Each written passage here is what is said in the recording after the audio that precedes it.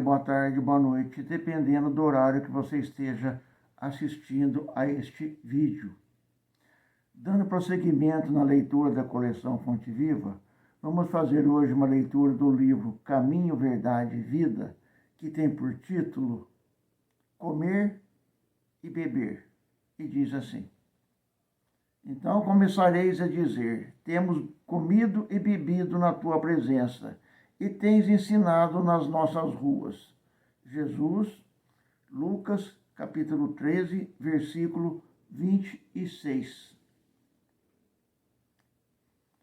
O versículo de Lucas, aqui anotado, refere-se ao pai de família que cerrou a porta aos filhos ingratos. O quadro reflete a situação dos religiosos de todos os matizes que apenas falaram em demasia, reportando seu nome de Jesus. No dia da análise minuciosa, quando a morte abre de novo a porta espiritual, eis que dirão haver comido e bebido na presença do Mestre, cujos ensinamentos conheceram e disseminaram nas ruas. Comeram e beberam apenas. Aproveitaram-se dos recursos egoisticamente. Comeram e acreditaram com a fé intelectual. Beberam e transmitiram o que havia aprendido de outrem. Assimilar a lição na existência própria não lhes interessava à mente inconstante. Conheceram o Mestre, é verdade, mas não o revelaram em seus corações. Também Jesus conhecia Deus. No entanto, não se limitou a afirmar a realidade dessas relações.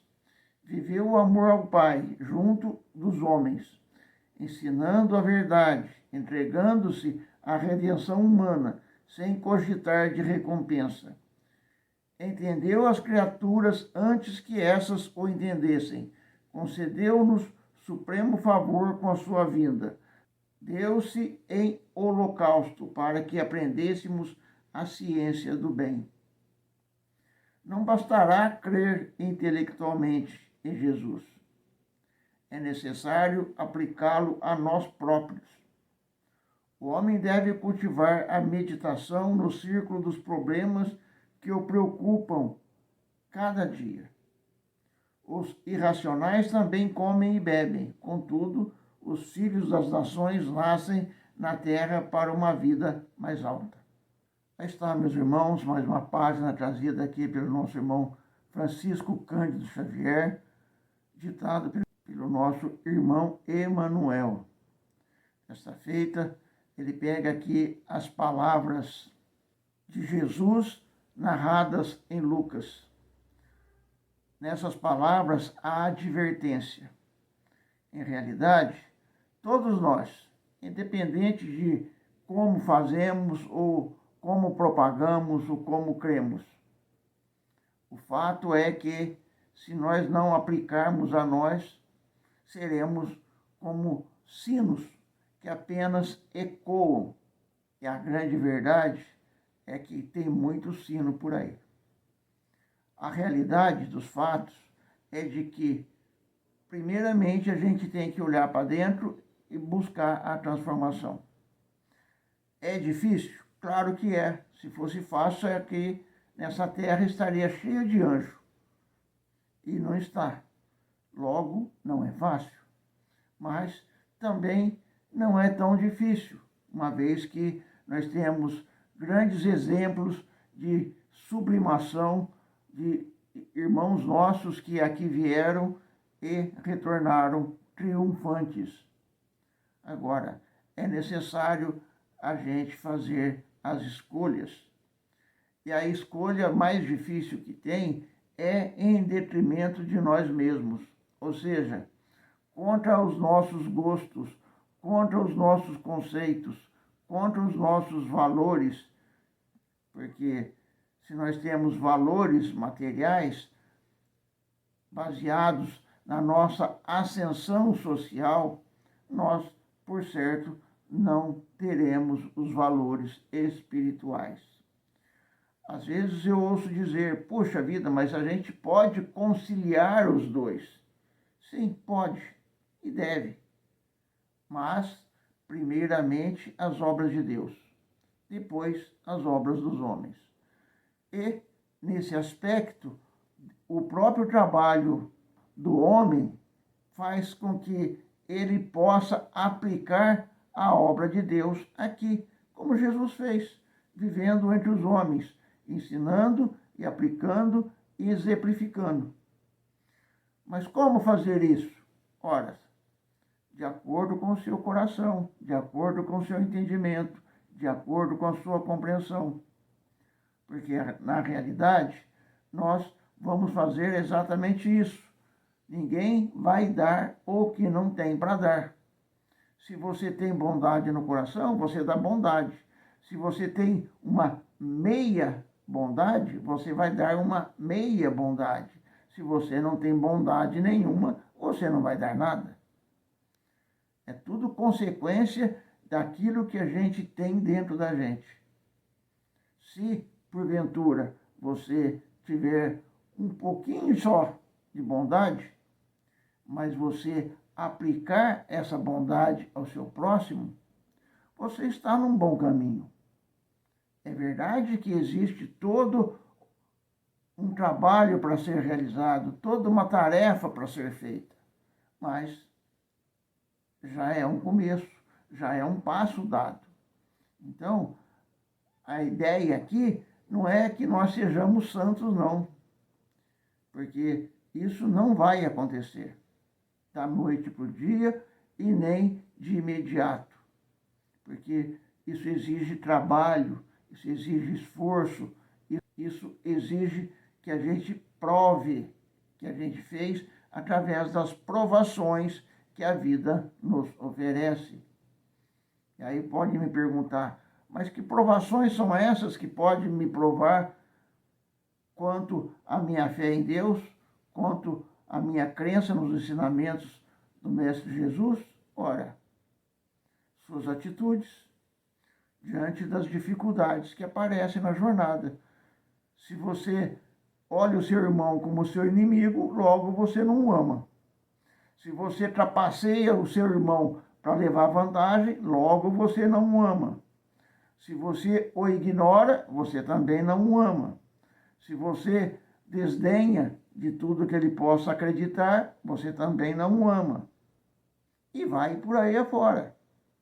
Agora, se você age com compaixão, se você age com tolerância, se você age com gentileza, você estará no caminho do coração, você estará no caminho da compreensão dos ensinamentos de Jesus, do amai-vos uns aos outros.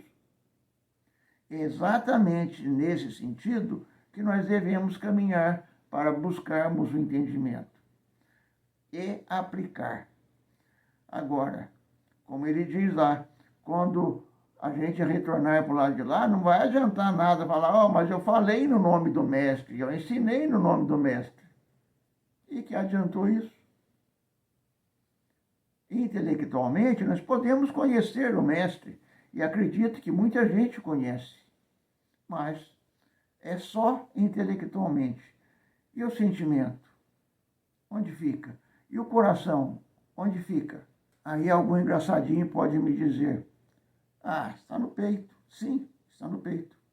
Só que, e o sentimento que é guardado dentro dele? Lá no seu íntimo, lá no seu fundo. Você, porventura, buscou transformar, buscou conhecer, saber o que é que tem lá dentro? Porque todos nós carregamos o atavismo das vidas antigas. E esse atavismo, ele teima em se fazer presente na vida atual ou nas vidas futuras, desde que nós não o erradiquemos do nosso íntimo. Se a gente conseguir fazer isso, a gente estará, sim, de fato, se transformando. Mas é necessário reconhecer que tem os defeitos lá dentro. E ao reconhecer que tem os defeitos, vai saber que tem a necessidade da transformação nos moldes que Jesus ensina. Aí sim, quando nós chegarmos para o lado de lá, por certo, nós teremos obras para apresentar. Porque o próprio mestre também disse, a cada um segundo suas obras, e não a cada um segundo a sua intelectualidade. Então, aquilo que nós realizamos voltado para o amor ao próximo serão nossas obras, serão nosso cartão de visita do lado de lá. Esse fato é transformador, uma vez que uma coisa leva a outra e a outra leva a outra mais à frente. É como os elos de uma corrente que vão se sucedendo e puxando. Assim, quando nós começamos a praticar o bem, quando nós nos voltamos para o nosso íntimo, transformando lá dentro, modificando aquelas tendências ou aqueles entendimentos que são contrários aos ensinamentos do Mestre, por certo que nós estaremos iniciando uma jornada gloriosa, a nossa própria jornada de transformação para um futuro feliz em mundos mais felizes, em encarnações futuras. Porque, meus irmãos, a grande realidade é que nós vivemos aqui, quando eu digo nós, eu digo a humanidade, vive aqui como se fosse aqui a única encarnação, o único momento em que nós temos esse contato com a matéria. E não é a realidade. Porque nós temos muitas encarnações para trás e teremos muitas outras para frente.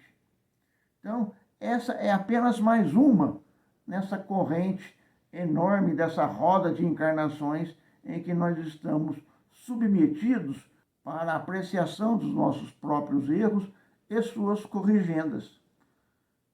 A realidade é que o trabalho depende apenas e tão somente de nós. E ele compreende a intelectualidade, sim, para compreender e aprofundar, mas também compreende a ação, o trabalho, a obra. Era isso que tínhamos para hoje, meus irmãos. Que as bênçãos de Deus, nosso Pai, de Jesus, nosso Mestre, nos iluminem e nos fortaleçam, para que nós possamos vencer a nós mesmos nas lutas que travaremos hoje e para o futuro. Fiquemos com as bênçãos de Deus, nosso Pai, de Jesus, nosso Mestre.